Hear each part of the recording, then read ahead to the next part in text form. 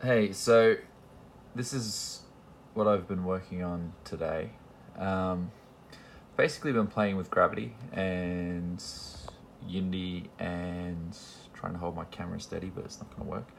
So, um, I basically gave everything um, what I've called these gravity balls. Basically, given them like their own attraction to other gravity balls, so they will fly into each other and stuff. And you can't really see it there, but it's just a orange sphere type thing. If I just select it, you can kind of see the shadow. But what's interesting is that when you turn off all other gravity and populate a three-dimensional space with these, they actually behave in a really cool way, which is one of the main things. Now, I've made this code that I've attached for spawning all the stuff. So this counts how many there are, and then this layer lets me set how many spawn randomly. But they'll spawn in this 3D space. And if I set it to maybe 150 seems to do well, but it's a bit slow.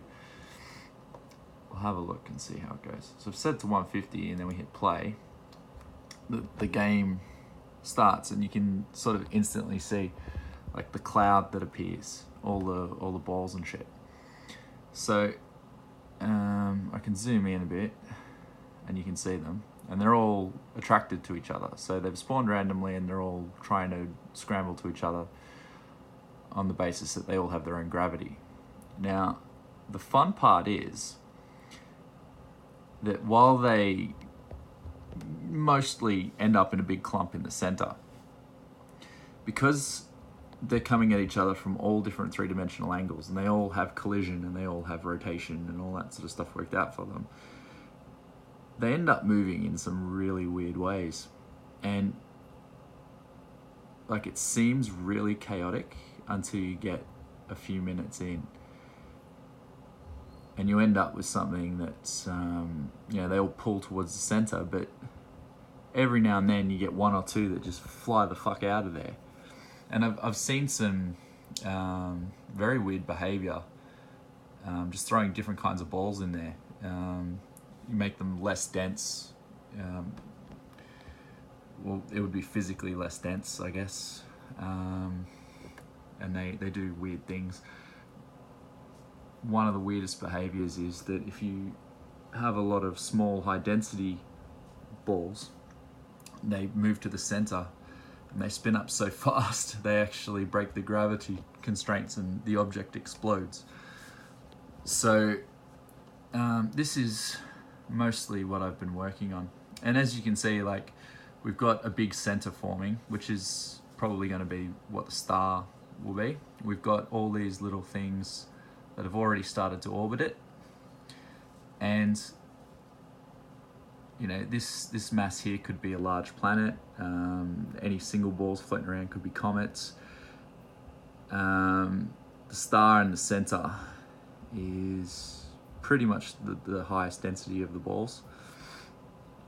It will react if it gets hit because it has full physics. And if we zoom all the way out, there's still one floating out here somewhere. There's probably a few more, if you can see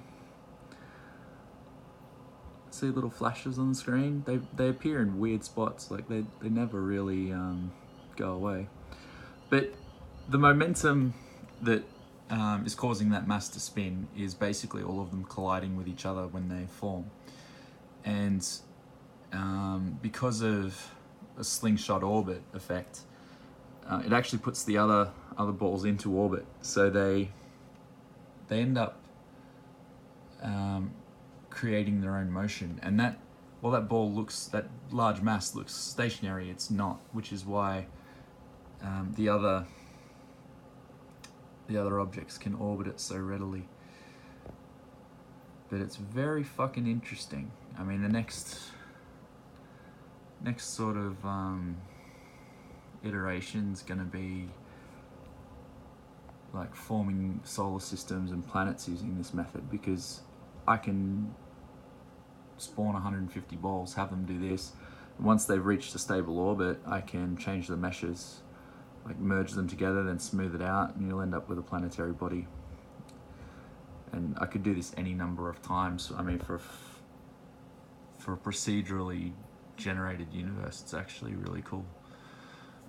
You can see that mass of balls are still orbiting. These stray ones are still going. But if they do reach a stable orbit, and I've seen them do it, they will never decay and collide into each other. I mean, some of them do. I mean, that's the really cool part about it. And there is an element of impact when they hit the larger mass. But for now, I think 150 generates me a nice little sun and a few little orbitals without taking too much processing power. I did try for 1,000, but it doesn't really work, and that my graphics card doesn't like it. So for now, I've got that, and then I suppose the next thing will be have a little spaceship that can fly around in there, have balls of different materials. Like I said, they do weird shit when you start changing the density of half of them, and stuff starts flying out and exploding. And I mean, if gravity behaves like that in real life, and I suspect it does, it's pretty messed up. But yeah, that's what I've been working on. It should, hopefully in a week or two, I'll be able to forge them into proper planets. I need to do a script that gets them all to ignite as a sun, and then I want to do different materials with different densities and different sizes, and have them all merged together when they meet something of the same material. And then you can end up with planets that are composite, three-dimensional objects, but not made up specifically of like a million little balls. Yeah, and then pretty much get a player character going who can interact with these things. I mean, you're obviously going to have to land your ship on that thing, or on any planet that forms, and then you're probably going to have to match the orbit and work all that shit out, and your own gravity is going to affect everything, but it's going to be so slight, it's going to be ridiculous. My main thing is, the more realistic I make this, the more it takes care of itself. Like if I get physics acting properly, and materials acting properly, and densities acting properly, there's no reason to say why this little model won't be dynamic in every sense of the word. Like I said, you should get different particles in there, and it starts exploding and doing all kinds of shit, which I didn't predict. I can only theorize that the smaller balls spin faster and eventually overcome the directional pull, and something hits something and then just bang. It's actually really interesting, and it's kind of hypnotic just watching shit come together and then other shit orbit it, and yeah.